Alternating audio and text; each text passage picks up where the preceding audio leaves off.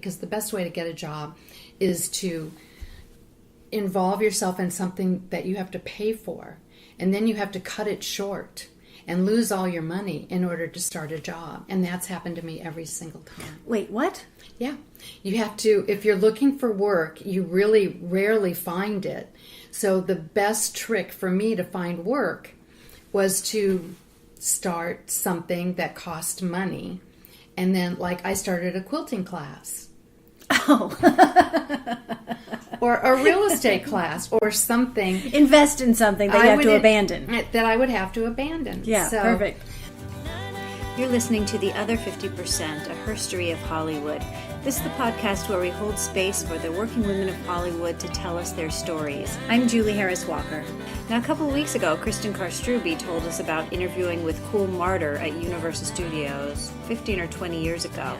So guess what? This week we get to talk with Kool Marder. Now, Kool has been a location manager, a DGA UPM, a production executive, head of production.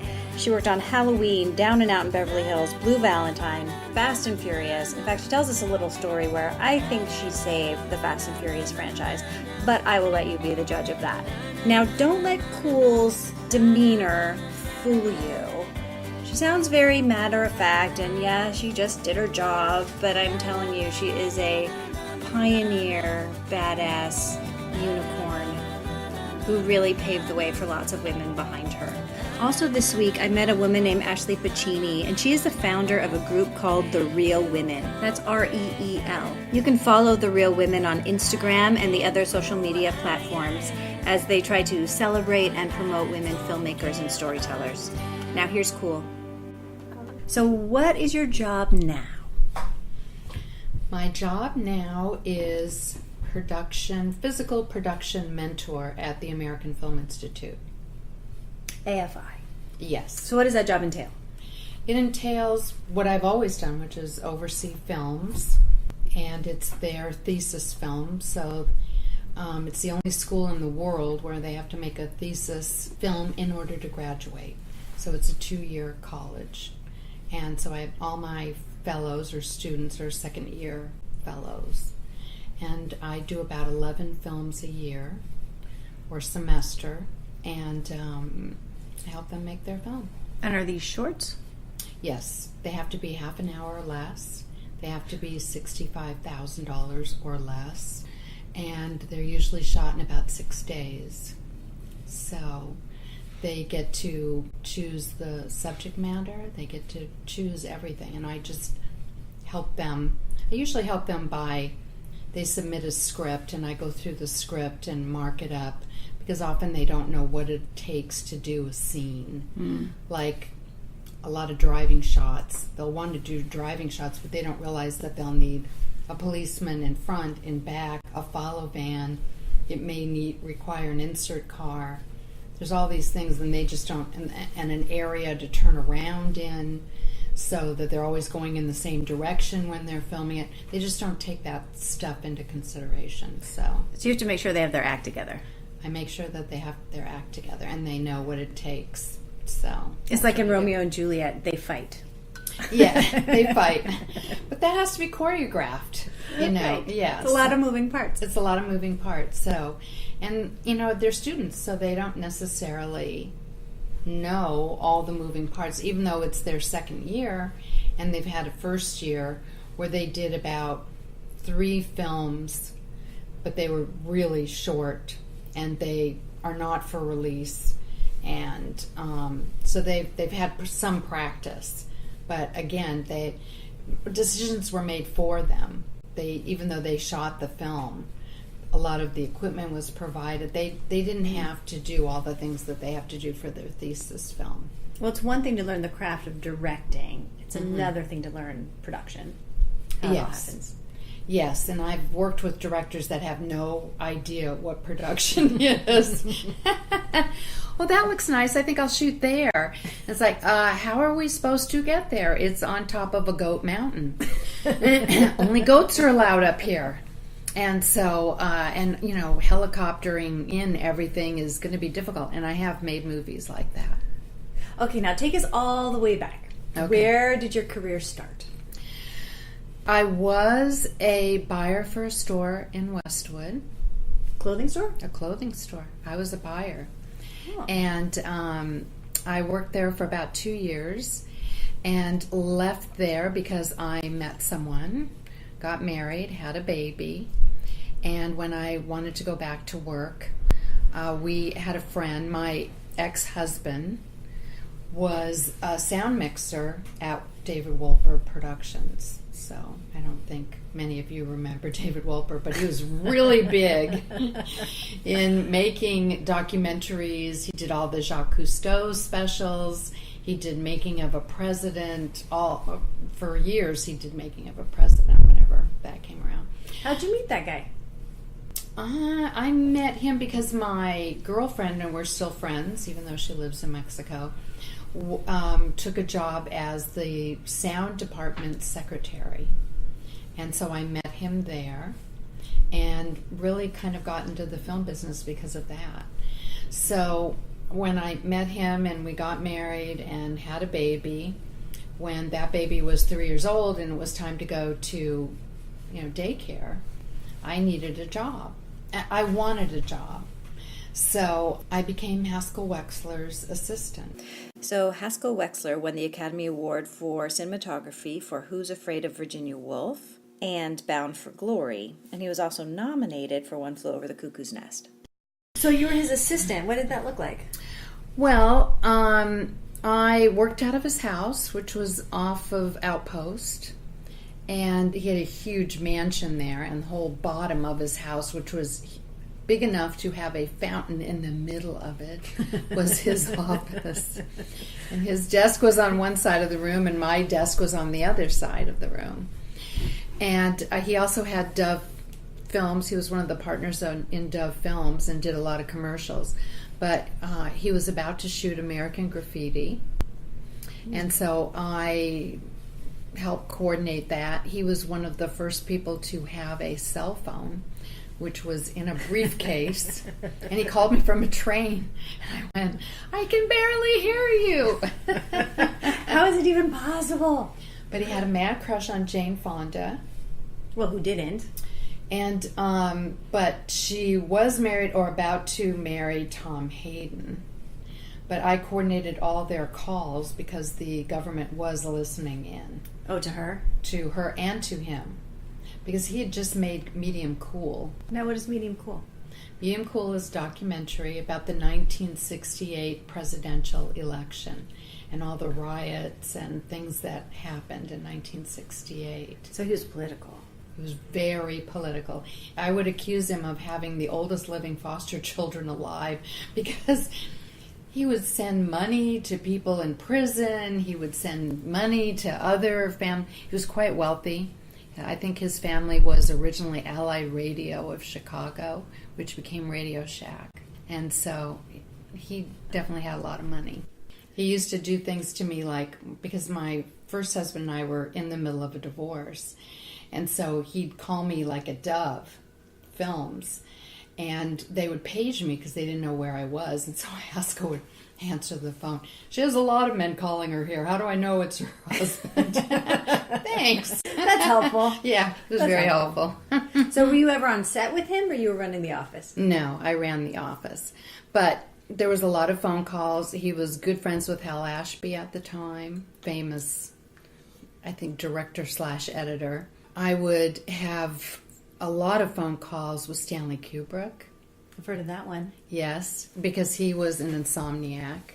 And so he would call Haskell and they would discuss film equipment and stuff like that because Haskell designed all his own film equipment. Oh, he did? A lot of his film equipment, yes.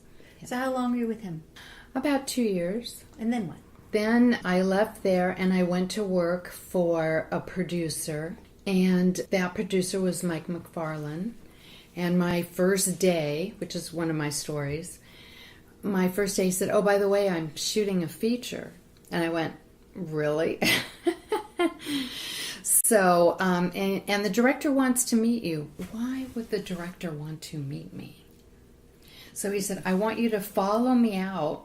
I'm going, this is my first day on the job. So I follow him out to like Tahunga or Sunland or something, which isn't nearly as developed as it is now. And we got each out of our car, and I go by this naked woman being sacrificed on an altar, and I went, oh my God, I'm going to be sold into white slavery. What's going to happen? But I saw the slate, and the slate said, Satan's cheerleaders. Oh my God. Oh no. I've made it. No, I haven't. And I'm like, this is not what I wanted for myself. So I don't know how to get out of this. I'm too polite. I'm too nice. So I go by, and, there's a script supervisor who turned out to be Deborah Hill. Deborah Hill used to be a famous producer. She's since passed away. Do you know the name Dean Cundy? No. He's still a famous DP. So Deborah and Dean were shooting this scene, and I walked by them, and the producer, Mike McFarland, says, now you sit here. So I sat there, and then the director comes over, and he introduces me to the director, and the director says, now wait here. And then Mike McFarland says, all right, I'm going to leave now. And he leaves, and I'm going, oh my God, what do I do now? The director's going to be back. So I wait a few minutes, and the director comes back, and he hands me all the payroll for the cast and the crew and says, I'd like this by Monday. He had you all the time cards? Yeah. He handed me everything. Did you have any idea what to do with it? Well, I went, okay, because you never said no. You never told anyone that you didn't know how to do something. Everything was on-the-job training. Yeah. And so I went back home, because this is way before cell phones, and I called a friend of mine who was the accountant at a commercial production company. Well, thank God you had that friend. Yes. And so she told me how to do the payroll. So I ended up doing the payroll. So I did like 3 films for Mike, and but I got in with Deborah Hill and Dean Cundy, and they went on to do the original Halloween, which I'm associate producer of. Wow. So it paid off. I learned a lot. I wasn't paid any money. It was like $250 a week. Even in those times, it wasn't very much. Yeah. And so, but I met all these people, and I worked with the writers. I worked with the directors. I found locations. I did location permits. I learned to do just about everything. So they let you do everything. You weren't just doing payroll. Oh, no. You were in film school. Right. I was at film school. Yeah. So I learned a lot at that particular job. Then I left there and started working freelance. So As what? I think I started off as coordinator. I was a production coordinator and location manager. And I would do things like Down and Out in Beverly Hills and Jocks, which no one's ever heard of. There was like 5 films that I did when I was really young and inexperienced that nobody's ever heard of. Just back to back to back? Right. Now, going back to the beginning of the story, so at this point you were a single mother with a little kid. Mm-hmm. How did that go? That, I couldn't take any shows out of town, obviously, and my son was in preschool. And so there was, I had to take staff jobs. Even freelance, I had to take it in town. I would have to pick up my son at a certain time. And there were times when I'd have to get a babysitter to watch him so I could finish either doing my job or come back later after I got him situated. And, I'd work till 2 o'clock in the morning because that was the days before, computers. So you would cut and paste the shooting schedule, the crew list, all the things that a production coordinator did. So you would literally cut and paste. I would type it out on a typewriter, and then we'd Xerox it if there was changes, then white out or something like that, and we'd have to type over it, and a lot of Xeroxing or mimeographing. I couldn't really become a production manager, I felt, as a woman, because there were not very many women production managers, especially coming from where I was coming from. Mm-hmm. Because I had done a bunch of films with this guy, John Broderick. And we did Inner Space together. We did down and out Beverly Hills together, and I was his coordinator. And I told him, well, I wanted to become a production manager. And the guild was having the only open period they've ever had because they were about to be sued by women and minorities. Oh, was this the DGA thing? Mm-hmm. Yeah, Maria Geist told us all about it. So I filled out the paperwork to get into the guild, and I had all the paperwork. And when I found out, I went, oh, well, what the heck, try to get into any union you can.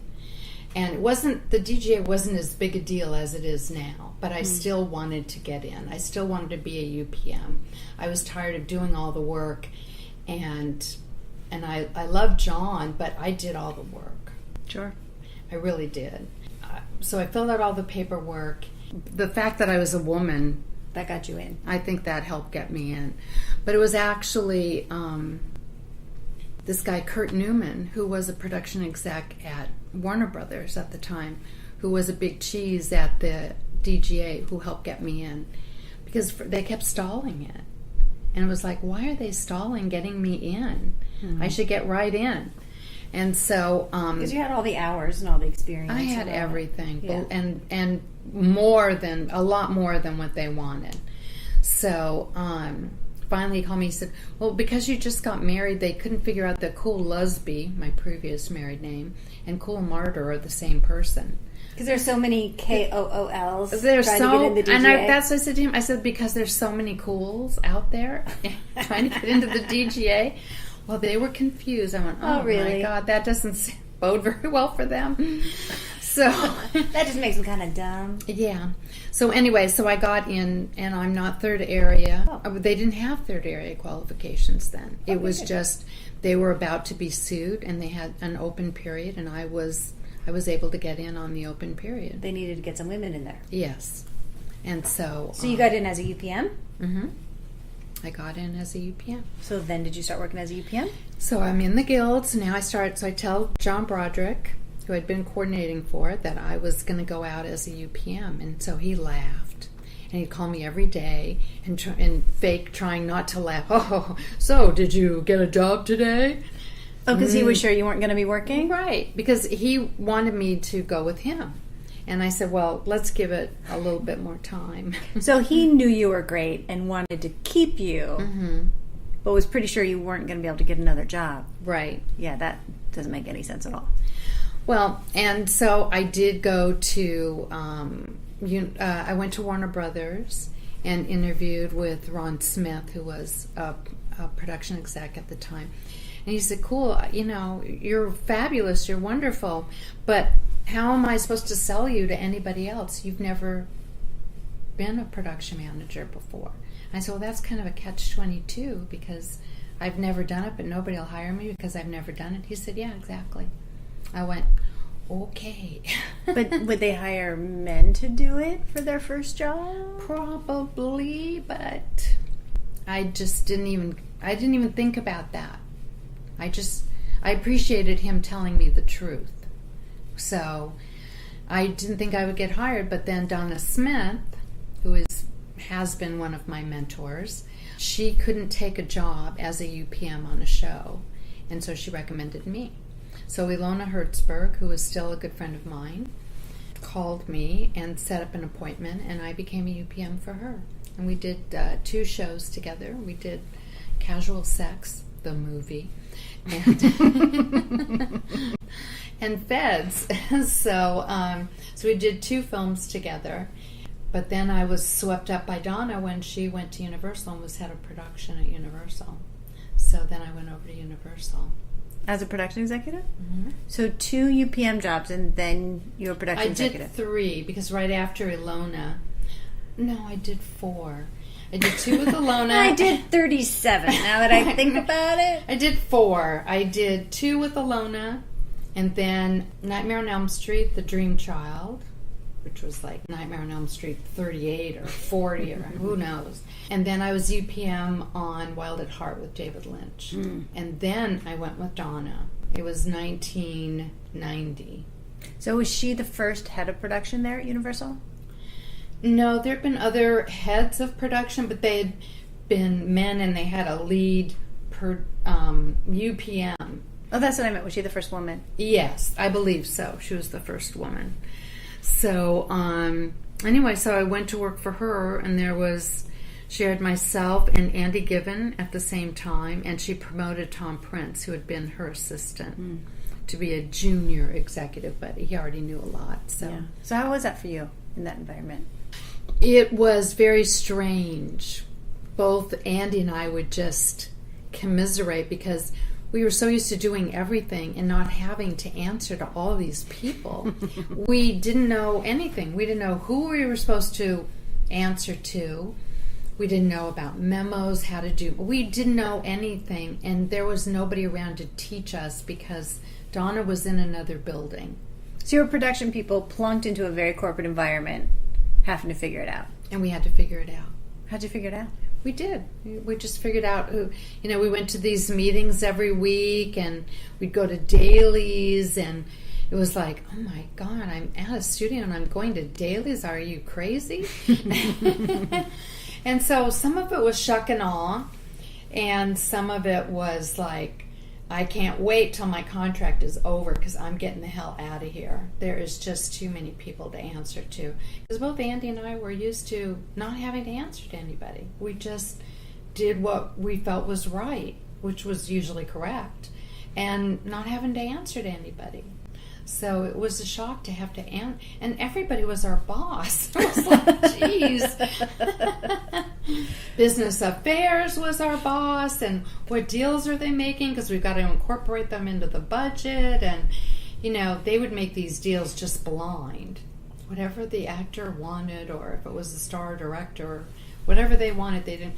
But you're trying to do this budget for, under 25 or under 50 or, now I think their average budget is like 85. Right. Try to keep it under 200. Right. Try to keep it under 200. So, but they would just make these deals and not have any idea of what the budget was.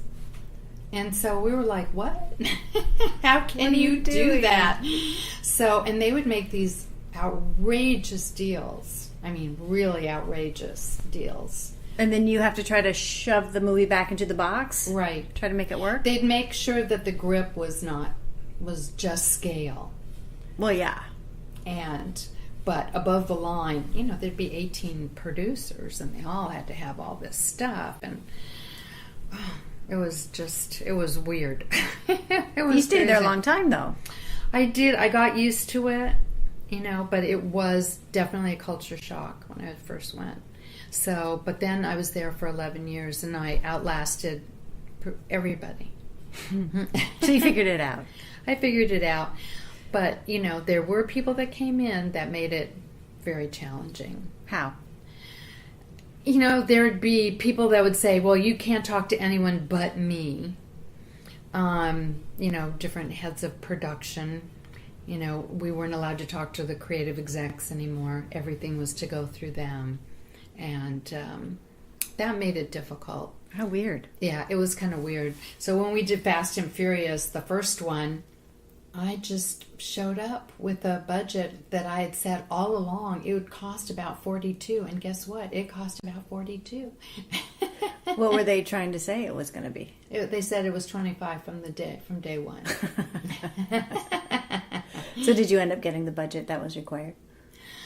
Only because what I did was this.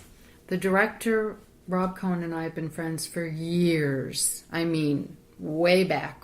For 20 years we'd been friends. I mean, there would be times when I'd see him, times when I wouldn't, but we'd been friends. And so I called him one day and I said, look, they're not really looking at the A roll, because that's when we'd go to a screening room every day and look at dailies. And you could fast forward slightly because it was a projectionist. So they were very hopped up, the studio was, on Josie and the Pussycats. And loved that because it had all this product placement in it. And when it came to Fast and Furious, they weren't very excited about it. And they would never stay to see all the stunts and the action. They would just go by the acting. And so I called up Rob one day and I said, look, because the B-roll was the most exciting part, and they would never stay for that. They had no idea what they had. And they weren't thinking we're going to make 12 of these. No. No, not at all. they were just like trying to get through it. It's like, I don't want to spend any more money than I have. And, my husband is the transportation coordinator, and they're like, we have a new head of accounting who's saying you cannot spend a cent, but I got to rig these cars. I got to get them ready for stunts, for visual effects. I've got to buy these cars. No, you can't do any of that. When am I supposed to do all this? Well, you can't do it now.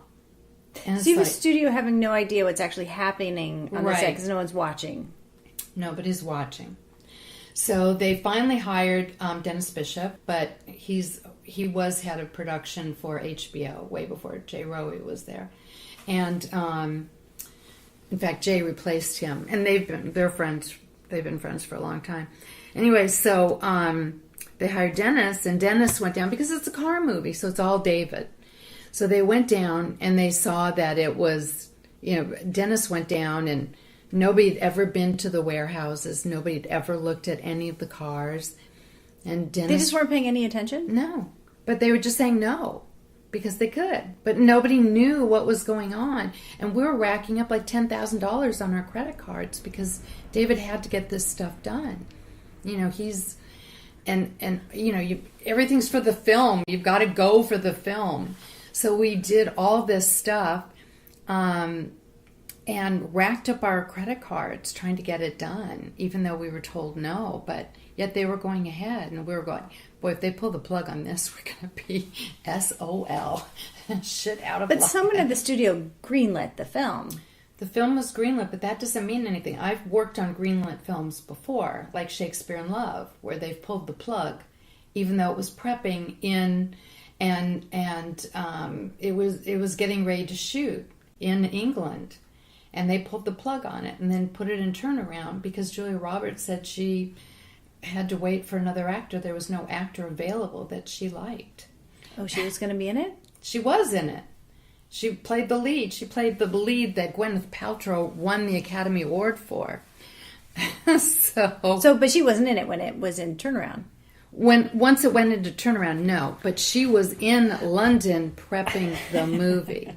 So yes, I've been there when they have pulled the plug. God. When Julia Roberts calls Tom Pollock, who was head of the studio at the time, and says, look, I can't find an actor that I want to play my lead in this. I'm going to wait. You pull the plug. Yeah. So. But then she lost the whole thing. She lost the whole thing because it then went into turnaround. It was one of the best scripts I've ever read.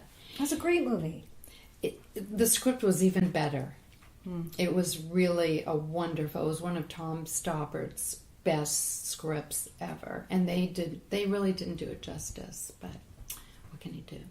Even though it won the Academy Award and all that, it still was a better script than it was a film.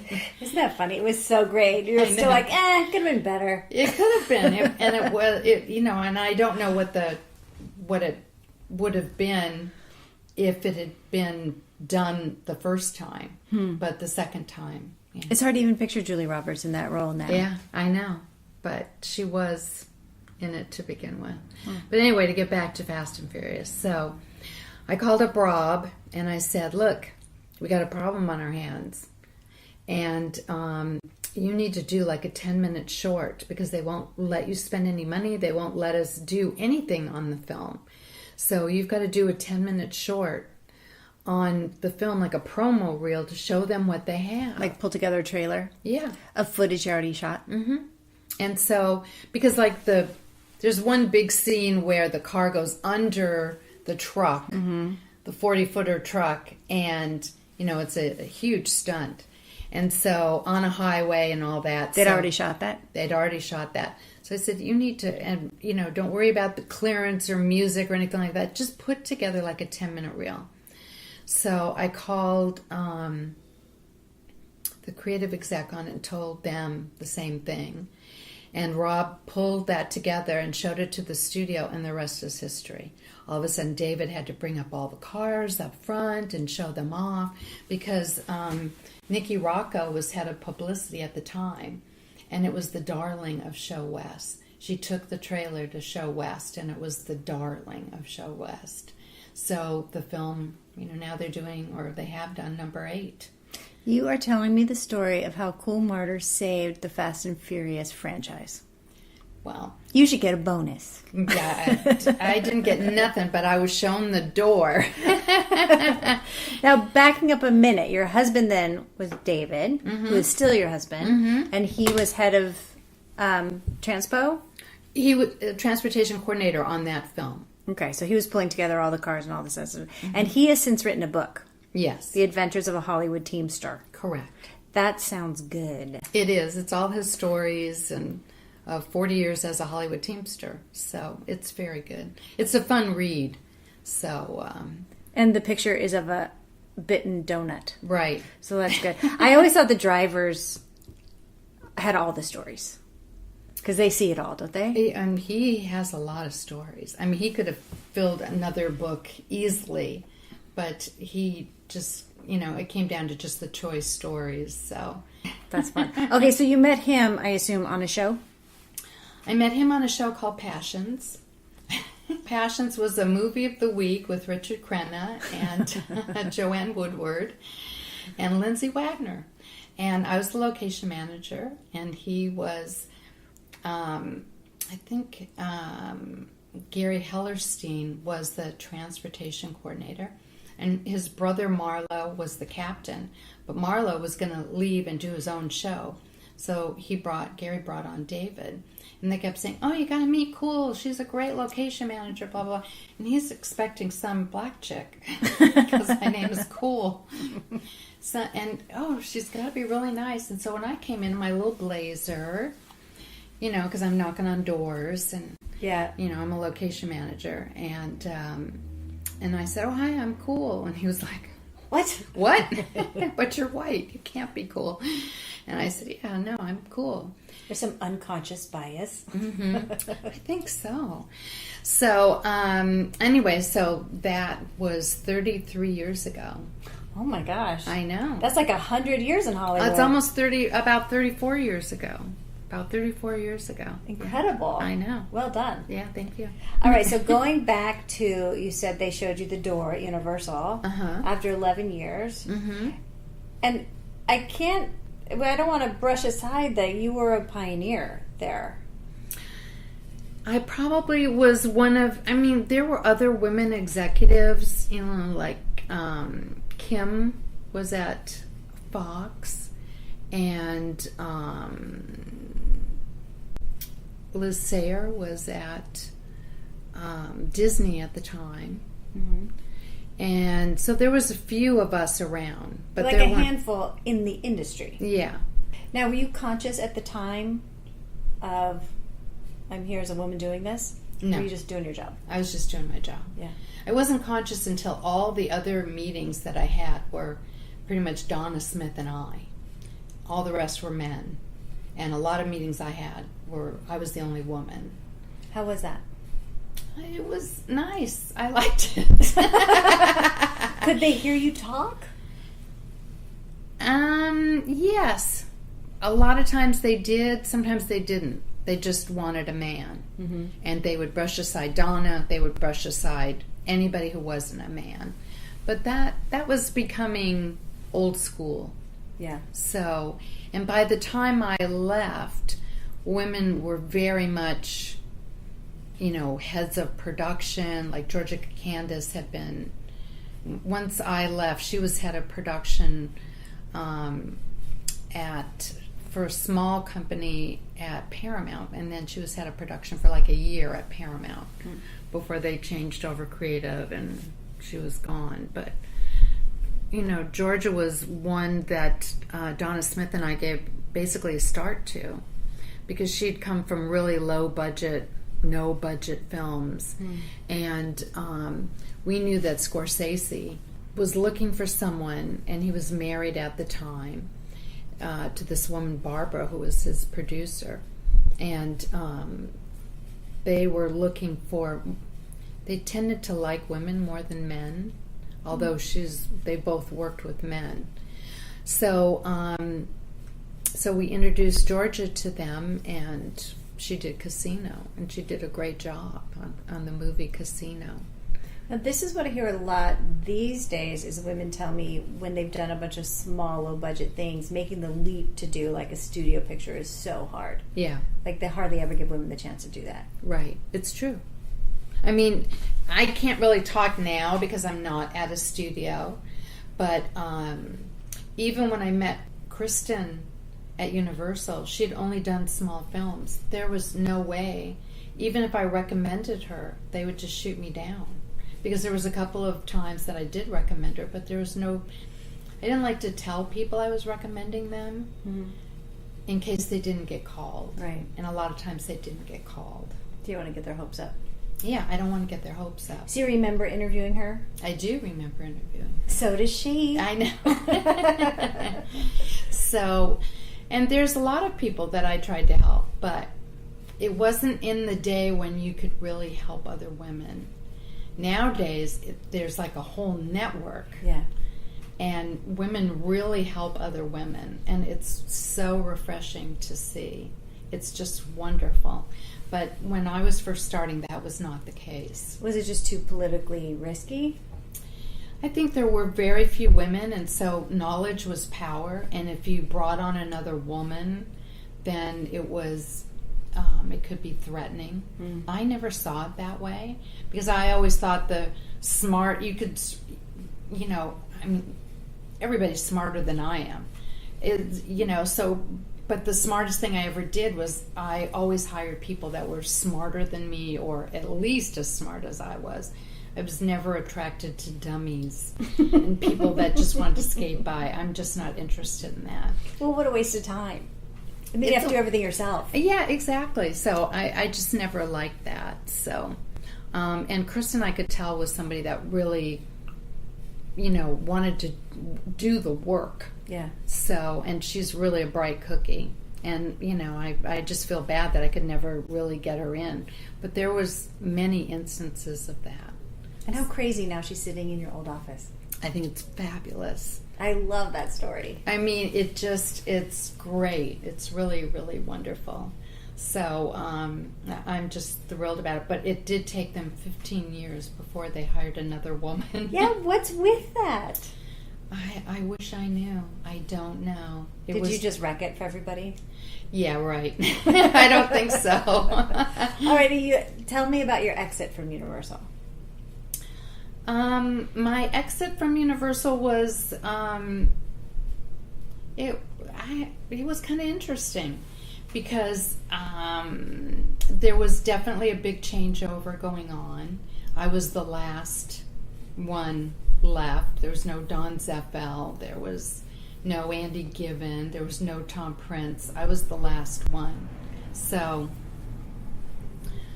Was it regime change at the top? There was a regime change, and they were told, Ron Lynch was told at first not that he couldn't let me go, that I was signing a contract and he couldn't let me go. I don't know if he was given a time, but it was about 6 months before my contract was up, or 8 months, 6 months, something like that. And I had been on jury duty. And what I found out was that he told everybody I just wasn't showing up. Good try. What did it against you? I made a mistake of just telling him and my coworkers that I had jury duty. I didn't call HR and tell them. Not that it would have done any good, because he wanted me gone. So, do you know why? I think because I knew more than he did about production. And instead of embracing that, he would have meetings where landscaping was his big thing. What? Yes, he was letting all these people go, and he'd say, well, it's like, he'd draw on a board, it's like landscaping. That was his big metaphor for everything? And we have to weed out all the people that we need to, and so that other plants can grow. Okay. Okay, so after you left Universal, what'd you do? Well, I realized how tired I was because I did about 15 films a year, and they were major films. Oh my God. Let alone all their foreign stuff. I did a lot of their foreign films, so... You were exhausted. I was exhausted. And so for a year, I did nothing but try to lose weight and work out with a trainer because they were still paying me. I had another year to go on my contract. Oh, great. And so, and they gave me a big severance package, and they did all this stuff. So after you left university, you spent some time recovering. I spent a year recovering, and then I started consulting. And so, I was consulting with Summit a lot. And then I started consulting with escape artists, and I became head of production for escape artists. But the weekend that I really started as head of production, Ted Demme died. And I had just met with him and Georgia Candace, like Friday, and then by Sunday he was dead. Oh my God. It was shocking. And then escape artists had problems getting any of their other shows. I mean, they hired me full time because they really thought this show was going, it was greenlit, and their other shows were going to go. And all of a sudden, the studio wouldn't do any of their shows.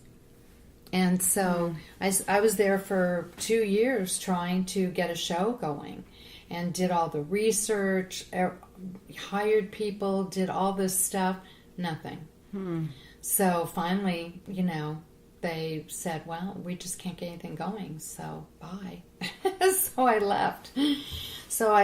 And it took me about 6 months. I found another job at Cine Finance, which was a bond company. And I'd never dealt really with a bond company before. And then you were the bond company. And then I was the bond company. And we did 60 films in 2 years. Oh, that's ridiculous. Tell me about it. That's absurd. And so I was always on an airplane. I was always trying to get things done. Did you have a staff, or it was you on all the 60 films? It was films? pretty much me. I had a head of accounting. I had a head of post. And me, I was head of production. And that was it? Pretty much. We had a receptionist, and we had... legal was a big thing because we were a bond company.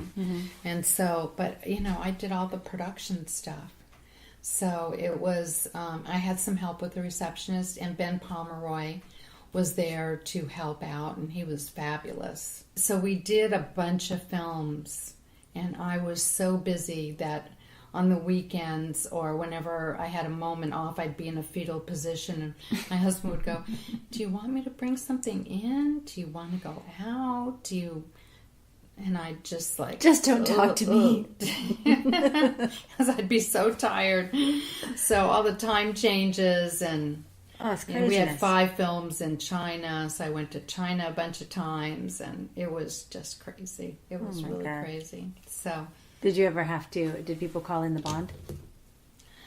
No, not when I was there, but there were things I had to do in order for them not to call in the bond, like take over their bank account, which they did not like me for. No, we got to sort them out.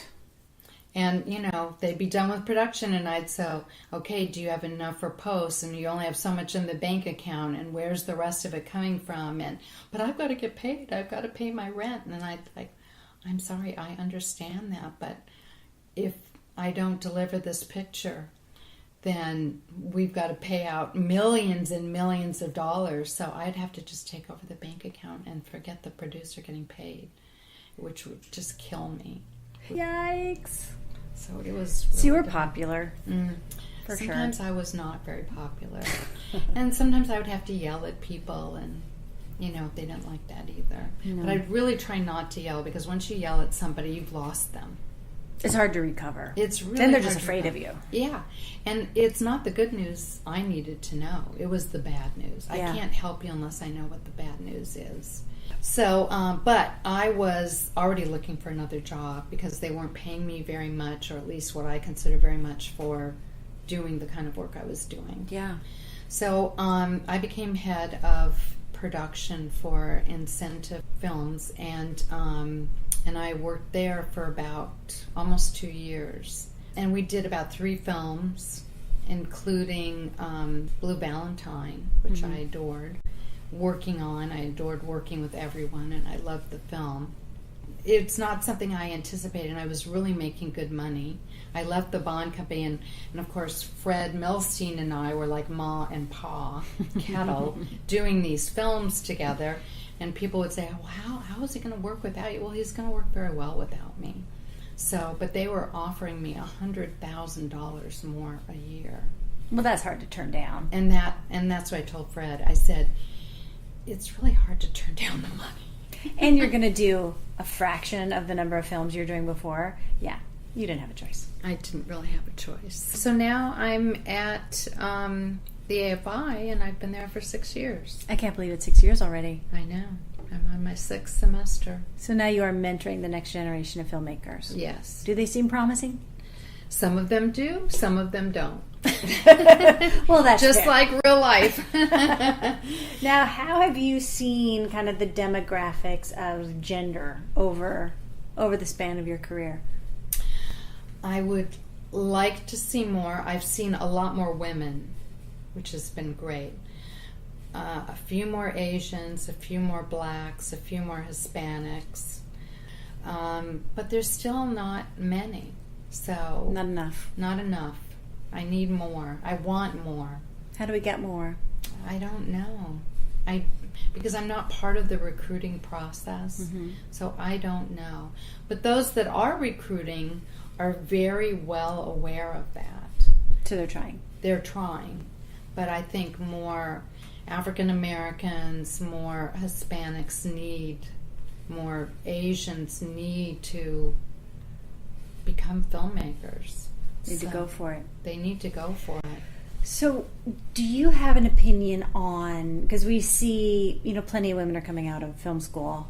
Hardly any women are getting hired as directors, and Makes me ill. what do you make of it? There are more women filmmakers than when I began, but there's still not enough. And I think the Academy this past year, since it was almost all white. Since the Oscar's so white? Yeah, the Oscar's so white, since that debacle, I think they're more aware of it. We're tired of older white men running the country, running, studios, running just about everything. So I'm all for women power and women of color. I mean, it just makes me sick that there's so few women, like Yolanda.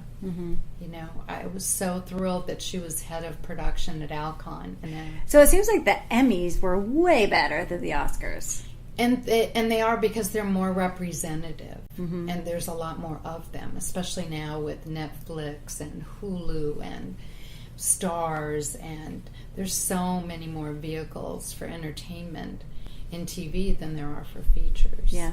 So features is actually now taking I think a back seat to television, and that's never been the case.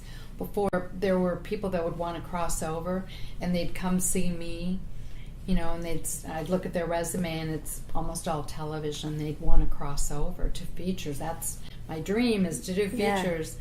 And they couldn't.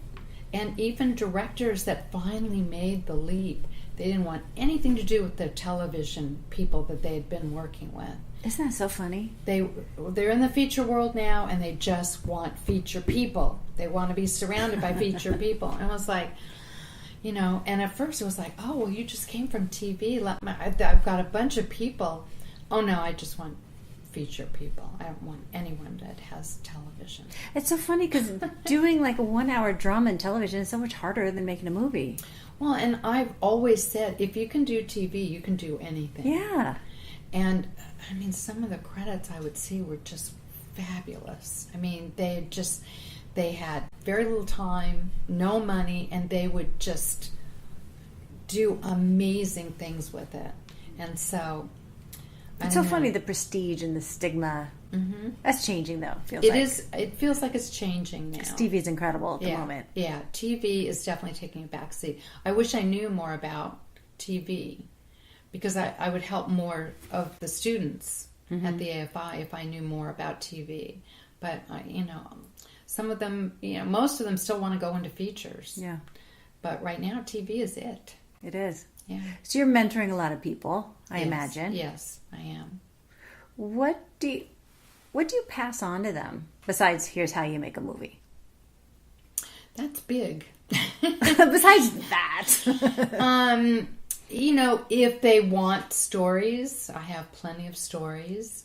If they, have any film history and they know about films in the past, obviously, since I've done over 100 feature films, I can talk about a lot of films that I've worked on.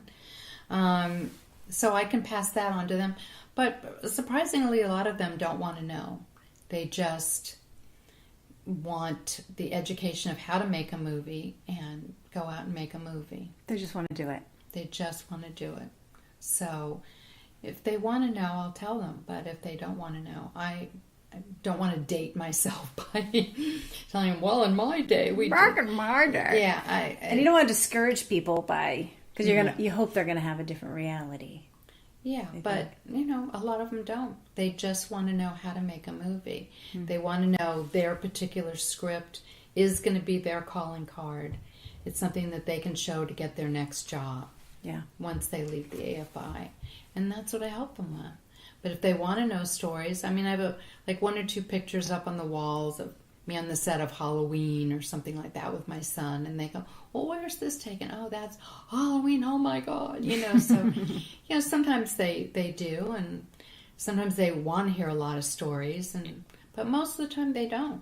So I just teach them how to make their movie, and, things that they didn't necessarily think about, and that's why they're there to learn, is so that they think from one end to the other and all the things in between that can happen. All the moving parts. All the moving parts.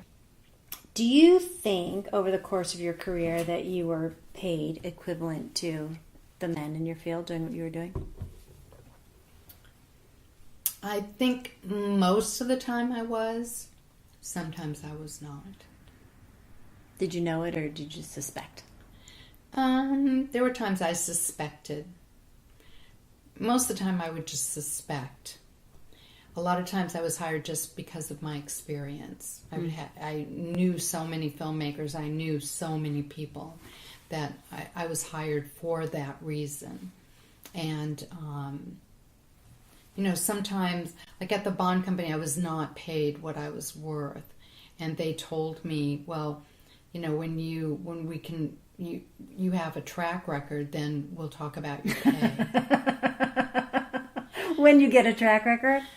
It's like, well, there. I had to have a track record there. I said, okay. Well, you did about, maybe 11 films a year. And I was doing 30 films a year. So I would say that's a track record. Yeah, I think so. And, but they were in Boston. They were an insurance company. And they hated films. They hated film people were circus people. Which, we sort of carnies. are. Yeah, we're carnies. And they had no respect for the industry and for people in the industry. And so they just didn't really want to cough up any more money. And it was like, I'm working my rear end off here. It was just a business for the bottom line. It was just a business. And so when it folded, it had been about a year since I'd been there. Tell me this, are you a success? I'm still working. I'm still getting paid. And at my age, that's really something. We'll call it a win. I think, and for a woman, I think it's really difficult because there's definitely ageism in the film industry. So, where do you think it hits? I think once you turn 50, it's hit. It's really hard to get employed. I hope that that's softening and that that's changing because, I still have the same brain on me I did when I was in my 30s, 40s. Yeah. So, but I think when you turn 50 and if you look at there's just no getting around it. There's a brick wall. I've gone on job interviews where it hasn't happened recently, but I walked in the room, you could just see, oh, she's older. Oh. And you can just see the look on their face. Yeah. And they try to end it very quickly. So, I mean, I've had job interviews where that hasn't happened, but I know that there wasn't a compatibility there, probably because I was older. Maybe if I was younger and had the same sensibilities. If I had a 5-year-old kid or a 13-year-old kid, but I don't. My granddaughter's 12. So. What about, do you think the same is true for men at 50? I think that there is ageism for men. I think it's because they hold up better than women do. But I think that there is ageism for men as well. Do you think it may happen later? I think it happens later. Closer to 60, maybe? Yeah. Are you a badass? I can be, yes. What does that look like to you? I do have a temper. I have to hold it back sometimes, but I've been known to yell at people. I've been known to yell at students. I don't know if it's because of the Bourne company or because I was at a studio, but if they are incompetent, I'm going to let them know it in no uncertain terms. There's no room for incompetence in this business. There really isn't. Or if they don't do what I tell them and they tell me that they are going to do it, I just have no tolerance for that. No. I don't want to be lied to. I don't think anybody does. And, I can put on the badass hat if I have to. But I have to be led to that point. So, because as I said, if you yell at them, it's really hard to get them back. Yeah. So I have to be led to that point. But yes, I've been known to really yell at people. What would you say is the next step for women in this business? I think women are making inroads, but there's still not enough of them. But I think they're getting recognized because we're probably more detailed than men. And so it's the details and the relationships, very good at relationships. So, and men are more receptive to that. So, because before it was men on men, and now that women do, and they can show that they're very intelligent, they can show. And I think having a woman president of the United States is going to help other women. Yes. I think that will be very helpful. It can't hurt. It can't hurt. So given the alternatives, there really isn't an alternative. Yeah, let's just say that. Yeah. For sure. There really isn't an alternative. But I think she's warmer and nicer than people give her credit for. Oh, I've heard that too. So, but you think of where she came from and what she's had to deal with. She's had to develop a shell. Given who her husband was, his affairs, and I mean, she can keep it together. Yeah. There is no doubt about that. And I think she's had to develop a protective shell for the public. But I don't think that that's who she really is. So, but we'll see. We'll see. What would you tell young women coming up now? I try to help as many people as I can, especially women. I try to get their resume out there because I tell them all the same thing. It's if you can back it up with that you really know what you're talking about, but it's really who you know. Mm-hmm. And it's developing contacts and networking. And if you can do that and then back it up, that you're really knowledgeable about filmmaking, then you're going to be unbeatable. Yeah. So, and I think that's true of just about anybody. So men or women. But men seem to have an easier time than women. But hopefully that's changing. There's a lot of women networking, and it's so different now. I love it. Yeah. I just love it. Well, it's so different from when you were the only one. Yeah. Yeah. So there was women, but not a lot of us. Mm-hmm. Well, you paved the way. Definitely. Did you want to talk about this Brandwood Global thing? Well, it's new. It's product placement in the sky.